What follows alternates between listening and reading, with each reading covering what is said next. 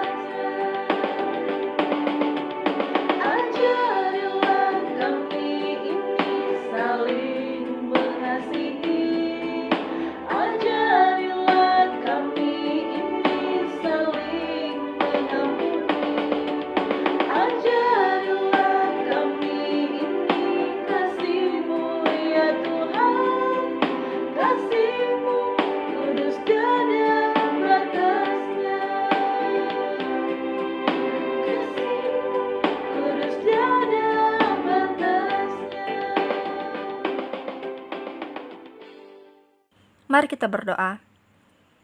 Tuhan Yesus yang baik, kami bersyukur untuk segala sesuatu yang Tuhan jadikan dalam hidup kami.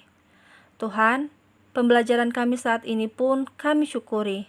Kami percaya ada maksud Tuhan sehingga kami sebagai remaja Kristen mempelajari pembelajaran ini. Kami tahu kami sudah kelas 12. Kami kelas ujian. Kami tidak lama lagi akan turun ke dunia luar, ke dunia kerja, atau yang masih melanjutkan sekolah. Dan di sana nanti kami akan berjumpa dan bersentuhan langsung dengan yang dinamakan multikulturalisme ini. Untuk itu Tuhan, bantu kami agar dapat memahami pembelajaran kami selama ini. Dalam nama Tuhan Yesus Kristus, kami berdoa. Amin. Bab 7, hidup bersama dengan orang yang berbeda iman. Bahan Alkitab, Mazmur 133. Potret pertikaian dan konflik yang berlatar belakang agama. Membangun hubungan dengan sesama kita yang berbeda keyakinan memang tidaklah mudah. Sebab setiap agama cenderung mengajarkan bahwa agama itulah yang terbaik dan paling benar. Sementara semua agama lainnya salah atau keliru. Akibatnya, para pengikut agama yang dalam tanda kutip saya peluk, itulah yang akan masuk ke surga. Sementara para pengikut agama yang lain pasti akan ditolak masuk ke surga dan akibatnya mereka akan masuk ke neraka. Hampir semua agama mengajarkan dan mengklaim bahwa hanya agamanya lah yang benar. Dalam agama Kristen pun, tertulis dalam Injil Yohanes 14 ayat 6, Yesus berkata, "Akulah jalan dan kebenaran dan hidup. Tidak ada seorang pun yang datang kepada Bapa kalau tidak melalui aku." Dalam Kisah Para Rasul 4 ayat 12, Petrus mengatakan, "Dan keselamatan tidak ada di dalam siapapun juga selain di dalam Dia. Sebab di bawah kolong langit ini tidak ada nama lain yang diberikan kepada manusia yang olehnya kita dapat diselamatkan." Klaim-klaim kebenaran yang mutlak ini telah membuat orang sulit menjalani hubungan yang baik dan akrab dengan sesamanya yang berbeda keyakinan. Walaupun mereka bersahabat, namun begitu menyentuh masalah-masalah yang berhubungan dengan agama, maka yang muncul adalah saling menganggap diri paling hebat, benar, dan selamat. Lalu hubungan keduanya pun menjadi renggang. Pada tingkat hubungan yang semakin meruncing dan menajam, orang dapat saling melukai secara perasaan maupun fisik. Selain itu, ada konflik-konflik dan bentuk-bentuk kekerasan dilakukan atas nama agama. Orang yang beragama lain dianggap sebagai lawan, karena mereka berbeda. Maka mereka tidak memiliki hak untuk hidup. Kalau demikian halnya, apakah yang harus kita lakukan sebagai sebuah bangsa dan sebagai orang yang mengaku murid-murid Tuhan Yesus Kristus? Untuk itu, mari kita melihat terlebih dahulu arti pluralisme. Daniel S. Breslauer menyebut pluralisme sebagai suatu situasi di mana bermacam-macam agama berinteraksi dalam suasana saling menghargai dan dilandasi kesatuan rohani meskipun mereka berbeda. Jadi dengan sikap pluralis, orang berupaya mencari titik temu bagi agama-agama.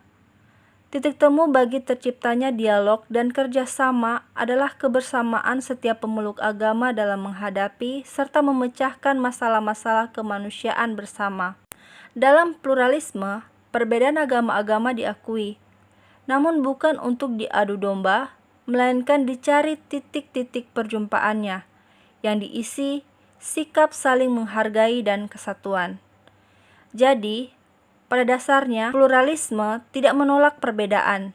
Yang ditolak adalah membeda-bedakan agama dan ajaran yang berujung pada ketidakrukunan.